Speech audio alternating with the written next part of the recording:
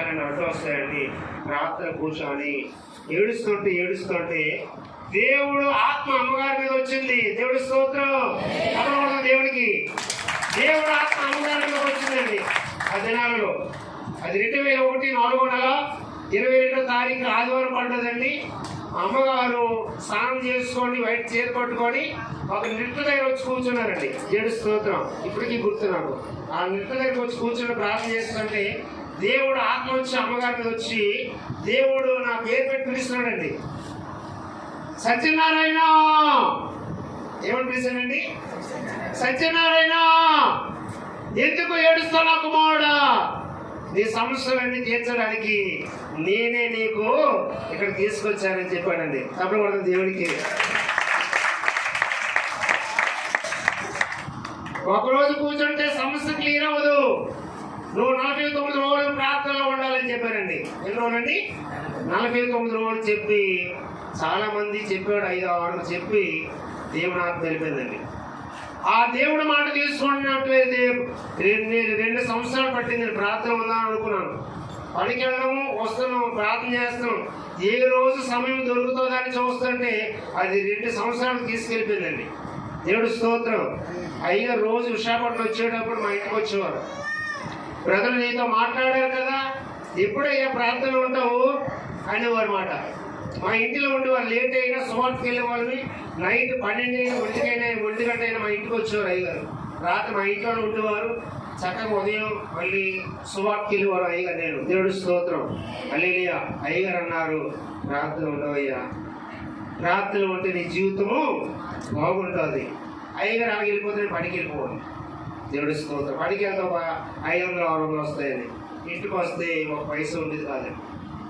అలా చాలా కష్టాలు పడ్డాం. కష్టాలు పడిన తర్వాత ప్రార్థన కూర్చున్నాను.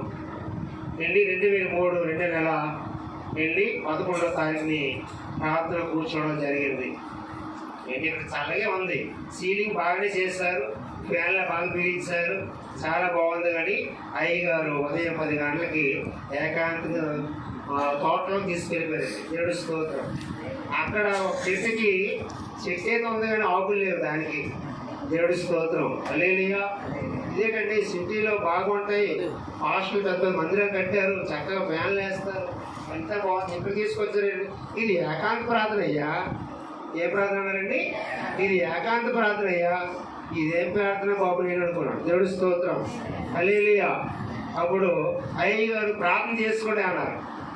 ఇంకేం ప్రార్థన చేస్తాం? సేకలు గలిబిలి చేస్తున్నాయి. వెళ్ళిపోరా విశాఖపట్నం, ఇక్కడికి వెళ్ళిపోతాం. ఇక్కడ ఏం చేస్తాను? ఇంకేం పని ఇక్కడ రావడానికి? ప్రార్థన చేస్తే ఒక ప్లాస్టిక్ డబ్బాతో అయ్యగా నీరు తీసుకొచ్చారు ఏకాంతాన్ని తాగడానికి. దేవుడి స్తోత్రం. అయ్యగా నేను వెళ్ళిపోతున్నాను అన్న. ఎక్కడికి వెళ్తావు అయ్యా నువ్వు? నీ కుటుంబం కట్టబడాలి, నీ జీవితం కట్టబడాలి అన్నప్పుడు అయ్యగారు మాట శిరస్సు వచ్చి చెట్టు దగ్గర తీసుకెళ్ళారు, పూజ పెట్టారు. చెప్తాను చక్కగా నా మాట విను అన్నారు. వింటారు అయ్యగారు. నీ మాట వింటాను అయ్యగారు అన్నారు. విన్నాను. మీ సమస్యని తీరుకోవాలంటే మోకాలు వేసి ప్రార్థన చేసి దేవుడితో మాట్లాడతారు అన్నారు. అలాగ ప్రార్థన చేస్తున్నాం రాత్రి పగులు. అలా 2 నెలలు డ్యూటీ సెలవు పెట్టి రాత్రి అంతా కూడా పడుకునే వాళ్ళం కాదు. ఏకాంతంగా వెళ్ళేవాళ్ళు. పగలైనా 10 గంటలకు వెళ్ళి సాయంత్రం 3 గంటలకి ఏకాంతం నుంచి ఇంటికి వచ్చేవాళ్ళు. అమ్మగారు ఎప్పుడు పెట్టేవారు భోజనం? నాకు 4 తర్వాతే భోజనం పెట్టేవారు. దేవుడి స్తోత్రం. హల్లెలూయా. అలాగా 2 నెలలు ప్రార్థన చేస్తుంటే చాలా పాపాలు ఉన్నాయండి. దేవుడి స్తోత్రం. ఎన్ని పాపాలు అండి? 2 లారీ పాపాలు చూపించాడండి. దేవుడి స్తోత్రం. కుటుంబానికి ఎంత దారుణంగా మారిపోయిందో అప్పుడు సమస్యలు, వ్యాధులు, రోగాలు. మా నాన్నగారు కాళ్ళు చేపడిపోవడం, నా జీవితం బ్రతుకు బాగలేదు, ఏ పని చేసినా స్థిరత్వం ఉండేది కాదు, గుడ్డిగా కష్టపడేవాడిని. అయ్యగారు చూసేవారు. నా బట్టలన్నీ కూడా మార్చిపోయి డ్యూటీ నుంచి వచ్చేటప్పుడు అయ్యగారు రోడ్డు మీద కాసేవారు, నేను ఎప్పుడు వస్తానని. దేవుడి స్తోత్రం. చూసి బాధపడి ఏడ్చేవారు. అయ్యా దేవుడు మాట అంటే నీకు బాగుంటుంది అనేవారు. అప్పుడు ప్రార్థన కూర్చున్న తర్వాత 2 లారీ పాపాలు చూపించాడు దేవుడు. చూపించిన 2 లారీ పాపాలు 2 నెలలు ఒప్పుకోవడం అయ్యగా నా దగ్గర కూర్చోబెట్టి చెప్పారు. ఎలా ప్రార్థన చేయాలి, ఎలా అడగాలి, ఎలా మాట్లాడితే అన్నీ చెప్పగాని ఫస్ట్ జయించింది ఏంటంటే నిద్ర దెయ్యం. దేవుడి స్తోత్రం, హల్లెలూయా. ఏ దెయ్యం అండి ఇది? మనం చెప్పాం కదా, ఏ దెయ్యం? నిద్ర దెయ్యం బయటకు వెళ్ళిపోయిందండి, కాలిపోయింది. దేవుడి స్తోత్రం. అక్కడి నుంచి సబ్జెక్టు విగ్రహార్థన ఎలా ఒప్పుకోవాలి, ఎలా విడిచిపెట్టాలి అన్నీ చెప్పారు అయ్యగారు. విగ్రహార్థన విడుదలైంది, సినిమాలు విడుదలయ్యి, సీరియల్ విడుదలయ్యి, దొంగతనాలు విడుదలయ్యి, మోహపు చూపులు విడుదలయ్యి, ఏంటి అమ్మాయిలు కనిపెడితే ఏంటి ఎలా చేస్తామండి. దేవుడి స్తోత్రం. ఎన్నో పాపాలు, చాలా పాపాలు, రెండు నెలలు దిద్దుబాటు చేస్తూ చేస్తూ నిద్ర ఆహారం లేక నిద్ర కాసుకొని రాత్రి 9 గంటలు లేంతలు పట్టుకొని తెల్లవారు 5 గంటలకి శుద్ధి ప్రార్థన చేసుకొని ఇంటికి వచ్చేవారు అయ్యగా నేను. దేవుడి స్తోత్రం. ఎందుకు చెప్తున్నానంటే ఏంటి, మనకు చాలా మంది సేవకులు కనిపిస్తారు కానీ ప్రార్థన చేసి పంపిస్తారు.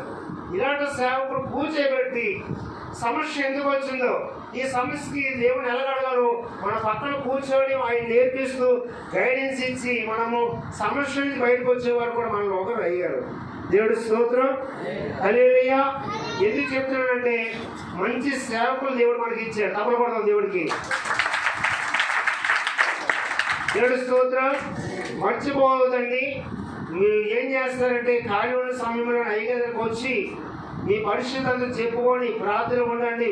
నేనైతే నా జీవితం ఎలాగా మరి దేవుడు బాగు చేస్తాడు, మీ జీవితాలు కూడా కడతాడు. దేవుడి స్తోత్రం, హల్లెలూయా. అలా 2 నెలలు ప్రార్థన చేసుకుంటా ఆ 2 లారీ పాపాలన్నీ కూడా తొలగిపోయండి. తొలగగానే ఇంకా రేపేడు ఇంకా ప్రార్థన నుంచి దిగుతున్న రాత్రి కల్లా 2 ప్లాస్టిక్ డబ్బాలతో దేవుడు ఆశీర్వాదాలు ఇంటికి మోసుకుని వెళ్తున్నాడంట. దేవుడి స్తోత్రం, హల్లెలూయా, హల్లెలూయా. ఇంటికి వెళ్ళిన తర్వాత 2 రోజులు రెస్ట్ తీసుకొని డ్యూటీకి వెళ్ళిపోతున్నాను. వెళ్ళిపోగానే దేవుడి దగ్గర మళ్ళీ ప్రార్థన చేస్తున్నాను. అయ్యా నన్ను ఏమి చేయమంటావు? ఇంటికి వెళ్ళిన తర్వాత అక్కగారికి స్వస్థత వచ్చింది, ఇంటికి వెళ్ళిన తర్వాత అప్పుడు సమస్యలు పోయాయి, ఇంటికి వెళ్ళిన తర్వాత మా నాన్నగారు కూడా కాళ్ళు చేయకుండా బాగుపడ్డాయి. ఆయన కూడా 15 సంవత్సరాల బ్రతికి యేసు ప్రభువుని అంగీకరించి ఆయన నామంలో బాప్టిజం తీసుకొని ఆయన నామంలోనే ఆయన నిద్రించారండి. తప్పకుండా దేవుడికి, మా నాన్నగారు తెలుసు అయ్యగారికి. దేవుడి స్తోత్రం, హల్లెలూయా. అలాగని 2 లారీ పాపాలని తొలిపి దేవుడు ఆశీర్వాదాలు మోసుకునేదానికి నా పరిస్థితి గురించి అడుగుతున్నాను. అడిగితే అయ్యగారు ఫోన్ చేసిన, అయ్యా నువ్వు ప్రార్థన ఉండి వచ్చి ఉండు, 2 నెలలు చేసే ప్రార్థన బట్టి దేవుడు ఏదో ఒకటి బయలుపరుస్తాడని చెప్పగానే ఒక 10 దినాలు మళ్ళీ అయ్యగారి దగ్గరికి వచ్చి ఏకాంతంలో ప్రార్థన చేయడానికి వెళ్ళాం. 10 దినాలు ప్రార్థన చేసి అడుగుతున్నాను, నేను ఏం చేయమంటా ప్రభువా? నేనేం చేయమంటే ఏంటి, నువ్వే చెప్తే చేస్తానయ్యా. నా జీవితం బాగుండాలి, నా జీవితం దీవించబడాలి అనేటప్పుడు ప్రభు కళ్ళకు వచ్చి అన్నారు, నువ్వు ఏ పని చేసినా స్థిరత్వం ఉండదు, నువ్వు ఏ పని చేసినా కూడా స్థిరత్వం ఉండదు. నేను ఒక పని చెప్తాను, అది చేస్తాను, దీవించబడుతున్నారు. తప్పకుండా దేవుడికి అడుగుతున్నాను, ఏడుస్తున్నాను. ప్రభు వచ్చి కళ్ళకు వచ్చి నువ్వు నా సేవ చేయి నా కుమారుడు అన్నారండి. తప్పకుండా దేవుడికి. అయ్యగారు చెప్పినప్పుడు, అయ్యా సేవ చేయమంటున్నారు దేవుడు. అయ్యగారు అన్నారు, ఈ సేవకి జీతాలు రావు అయ్యా, ఈ సేవ చేస్తే జీతాలు రావు. దేవుడి స్తోత్రం, హల్లెలూయా.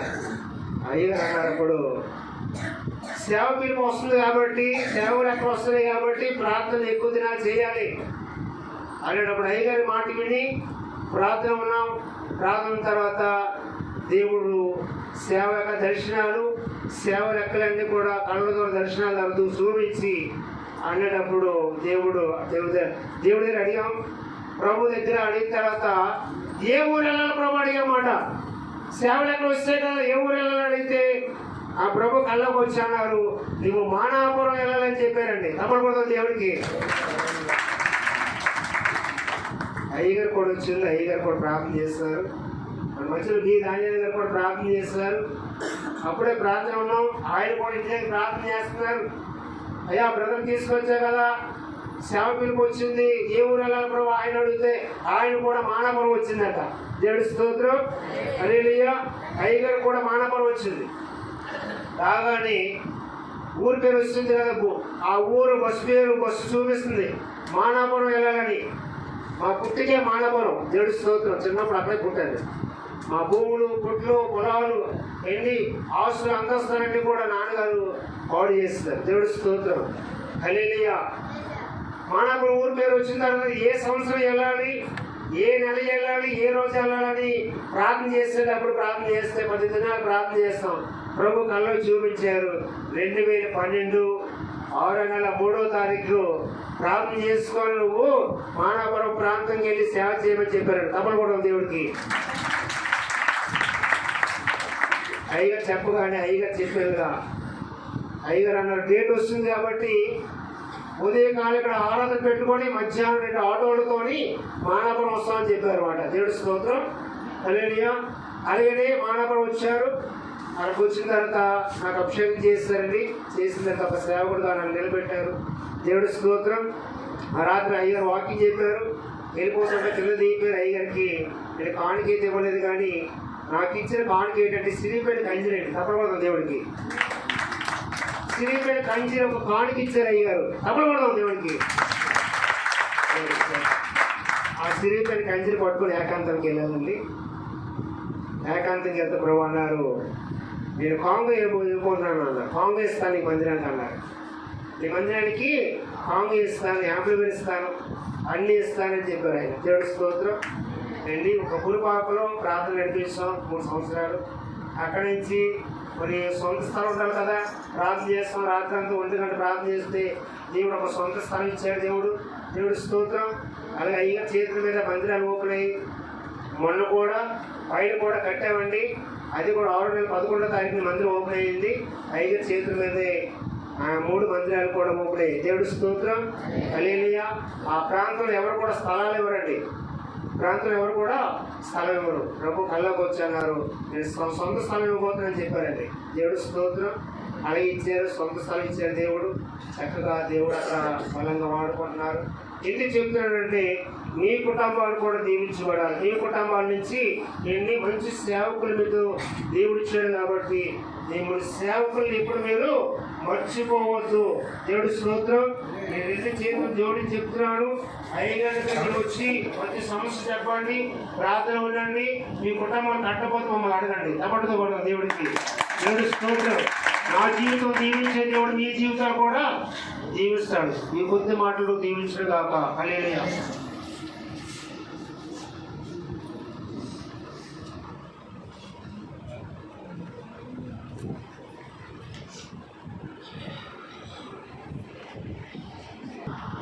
దేవా నాతో మాట్లాడదని చెప్పి అర్థం.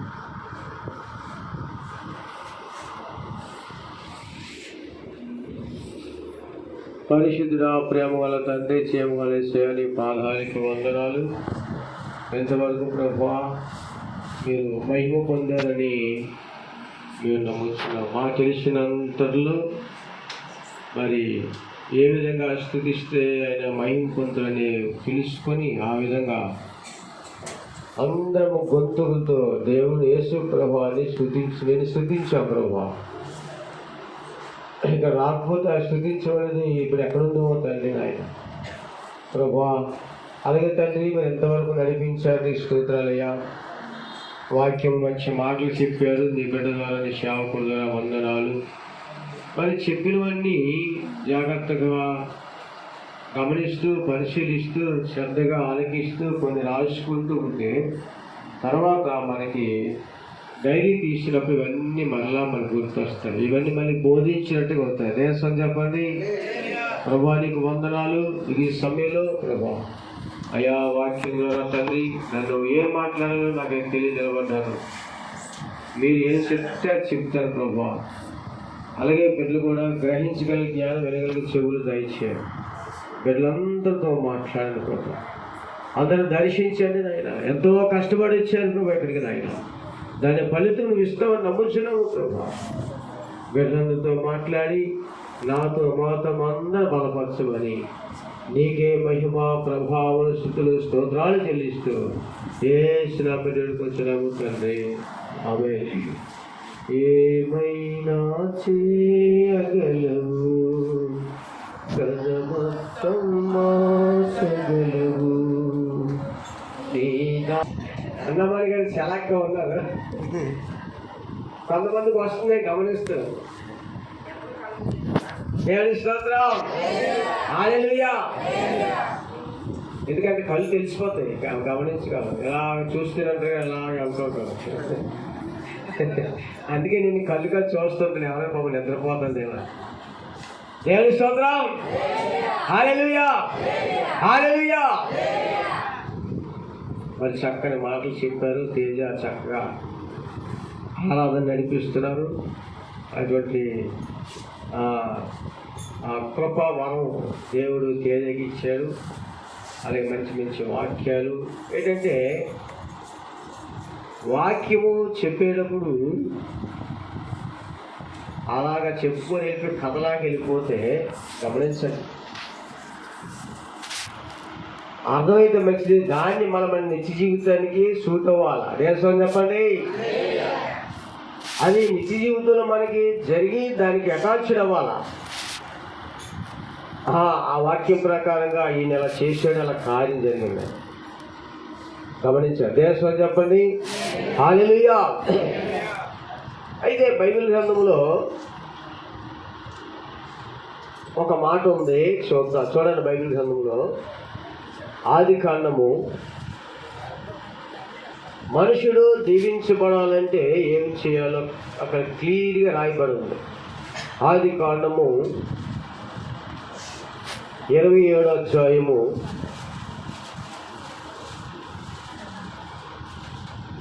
1వ వచనం. అందరికీ వినబడినట్లుగా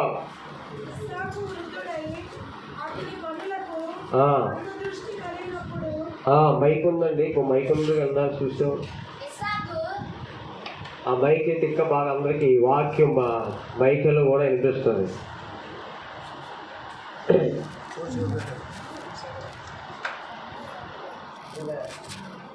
చదవండి.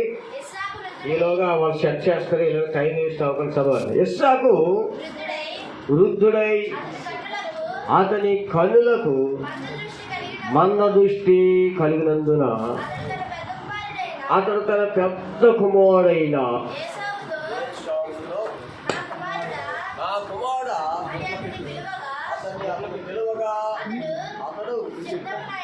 చెత్తమునైన అని అతనితో అప్పుడు ఇస్సాకు, ఇదిగో నేను వృద్ధుడను, నా మరణ దినము నాకు తెలియదు. కాబట్టి నీవు దయచేసి నీ ఆయుధము